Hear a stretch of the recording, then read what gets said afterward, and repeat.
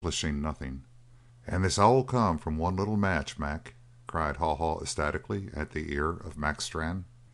"All what we're seein'. Look at that gal, Mac. She's out of her wits. She's foolin' about Barry, doin' no good." A gust of smoke and fire must have met Barry face to face when he entered the barn, for he seemed now as helpless as if he were under a strong narcotic influence. He leaned heavily back into the arms of the girl, his head rolling wildly from side to side. Then, clearer than before, dominating all the confusion of noise, and with a ringing trumpet note of courage in it, the black stallion neighed again from his burning stall. It had a magic effect on Barry. He stood up and tore himself from the arms of the girl. They saw her gesture and cry to the surrounding men for help, and a dozen hands were stretched out to keep the madman from running again into the fire. They might better have attempted to hold a wild horse with their naked hands. He slipped and broke through their grips, and a second later had leaped into the inferno of smoke, running bent close to the ground where the pure air, if there were any, was sure to be. "That gal's sick," said Haw Haw Langley. "Look, Mac." And he began to laugh in that braying voice which had given him his nickname. Yet, even in his laughter, his eyes were brightly observant. Not a single detail of misery or grief was lost upon him. He drank it in. He fed his famine-stricken soul upon it. Kate Cumberland had buried her face in her arms. Buck Daniels, attempting to rush in after Dan Barry, had been caught beneath the arms by Doctor Byrne and another and was now borne struggling back. From the very heart of the burning barn the sharp single whistle burst, and over the rolling smoke and spring fire rose the answering neigh. A human voice could not have spoken more intelligibly. "I wait in trust." After that neigh and whistle a quiet fell over the group at the barn door. There was nothing to do. There was not enough wind to blow the flames from this barn to one of the neighboring sheds. All they could do was to stand still and watch the progress of the conflagration. The deep, thick voice of Mac Strann broke in. "Start prayin', Haw Haw, that hoss don't kill Barry when he gets to him. Start prayin' that Barry is left for me to finish." He must have meant his singular request more as a figure of speech than a real demand, but an hysteria was upon Haw Haw Langley. He stretched up his vast, gaunt arms to the dim spot of red in the central heavens above the fire, and Haw Haw prayed for the first and last time in his life. "Oh, Lord, gimme this one favor. Bring Barry safe out of the barn. Bring him out, even if you got to bring that damned hoss with him. Bring him out and save him for Mac Strann to meet. And God Almighty, let me be around somewhere when they meet." This strange exhibition Mac Strann watched with a glowering eye. "But it ain't possible," he said positively. "I been in fires.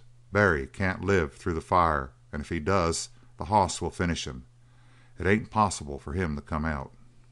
From half the roof of the shed flames now poured, but presently a great shower of sparks rose at the farther end of the barn, and then Haw Haw heard the sound of a beating and crashing.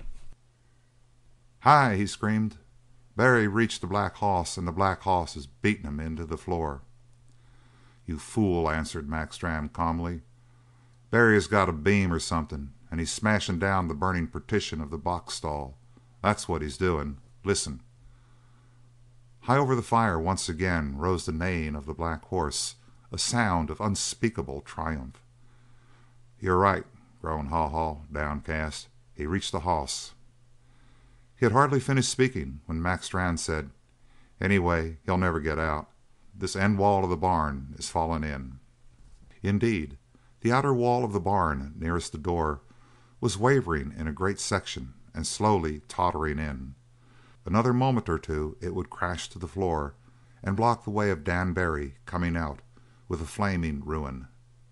Next the watchers saw a struggle among the group which watched.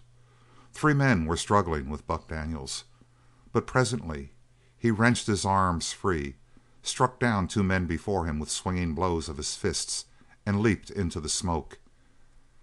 "He's gone nutty, like a crazy hoss with the sight of the fire," said Mac Strann quietly. He ain't," cried Haw Haw Langley, wild with excitement. "He's holding back the burning wall to keep the way clear, damn him!" Indeed, the towering wall, not having leaned to a great angle, was now pushed back by some power from inside of the barn and kept erect, though now and again it swayed in as though the strength which held it was faltering under the strain. Now the eyes of the watchers were called to the other end of the barn by a tremendous crashing. The entire section of that part of the roof fell in, and a shower of sparks leaped up into the heart of the sky, lighting the distant hills and drawing them nearer like watchers of the horror of the night. "That's the end," said Mac Strann. "Haw Haw, there wasn't any good in your prayer." "I ain't a professional praying man," answered Haw Haw defensively, "but I done my best. If—" He was cut short by a chorused cry from the watchers near the door of the barn, and then through the vomited smoke and the fire leaped the unsaddled body of Satan, bearing on his back the crouched figure of Dan Barry, and in the arms of Barry, limp, his head hanging down loosely, was the body of the great black dog, Bart. A fearful picture. The smoke swept following around the black stallion, and a great tongue of flame licked hungrily after the trio.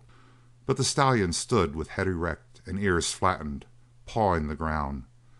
With that cloud of destruction blowing him, he stood like the charger which the last survivor might ride through the ruin of the universe in the twilight of the gods.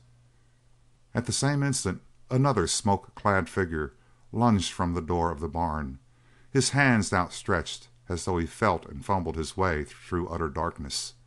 It was Buck Daniels, and as he cleared the door, the section of the tottering wall which he had upheld to keep the way clear for the three wavered, sagged, and then sank in thunder to the floor, and the whole barn lay a flame-tossed mass of ruin.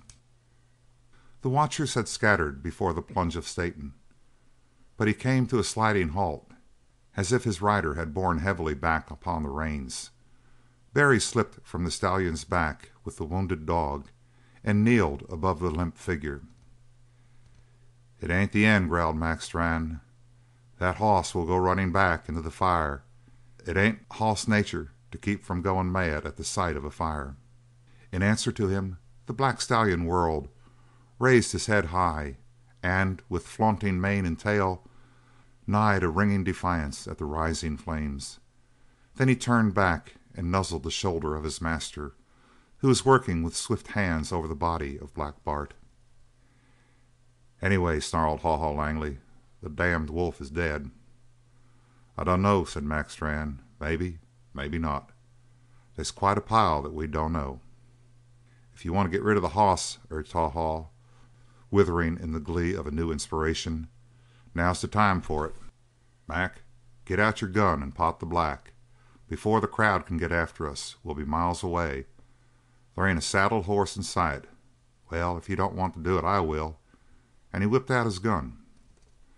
But Mac Strann reached across and dragged the muzzle down. "We done all we're going to do tonight. Seems like God's been listening pretty close around here." He turned his hoss, and Haw Haw reluctantly followed suit. Still, as they trotted slowly away from the burning barn, Haw Haw kept his glance fixed behind him until a final roaring crash and a bellowing cloud of fire that smote the zenith announced the end of the barn. Then Haw Haw turned his face to his companion. "Now what?" he demanded. "We go to Elkhead and sit down and wait," answered Mac Strann. "If the dog gets well he'll bring Barry to us. Then all I got to do is defend myself." Haw Haw Langley twisted up his face and laughed silently to the red-stained sky. End of chapter 23.